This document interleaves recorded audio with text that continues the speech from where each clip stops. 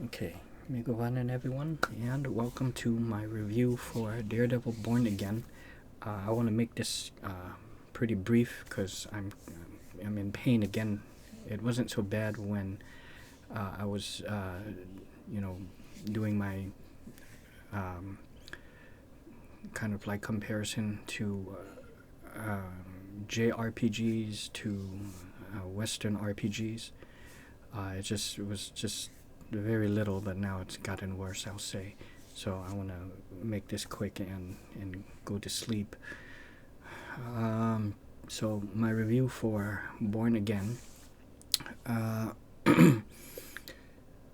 both episodes, they were both released, was that Tuesday? Can't remember, but I've already seen it that same day. And in fact, I watched the second episode twice, but I still think the first one was better. And just watched parts of the first one again, and the parts again of the second one. I thought they were both good, but something you should know is that, and I don't want to spoil really anything, but well, first I will say that Karen Page, played by Deborah Ann Wool, and Foggy Nelson, who's played by, I think it's Eldon Henson, they're both back, so that's good.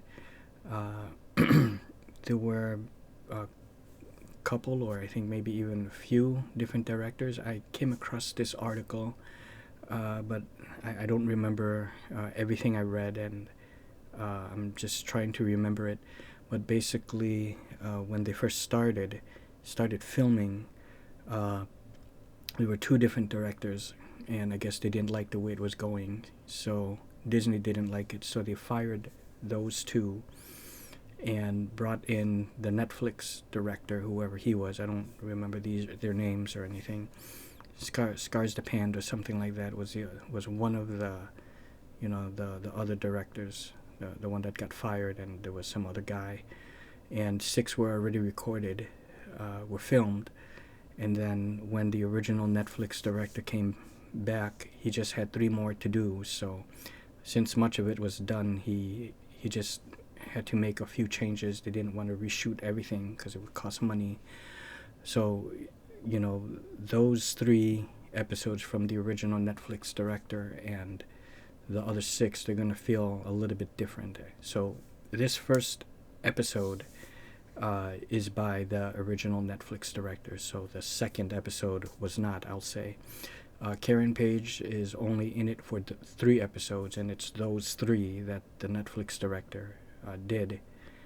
I guess I won't spoil which ones, where she comes in, but when you see Karen Page, those are the ones from that director.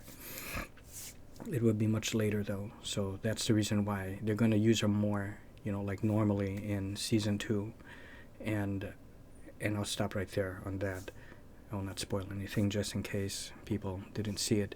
The first episode opening up with the attack from Bullseye at what was that place called? Josie's, and Daredevil stopping him. It's a one-shot, for the most part, take of the fight, like usual, in the Netflix one, so that was very cool. There were a lot of complaints, though, in the second episode, but again, it was not by the original Netflix director, where there were too many cutaways, 3, 4, whatever, 5 cutaways, and people complained about that.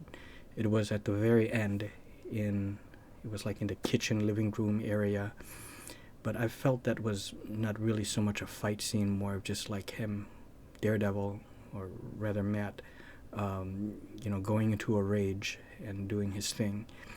I like in the second one they introduced, I'll say, White Tiger, Ayala, I forgot his name, his first Hector Ayala, I think. He's a White Tiger. That actor, and I forgot his name, but he is dead, sadly. So I think I read, well, I won't say anymore, just the actor is dead, so may he rest in peace. and I'm talking about in real life, he's dead.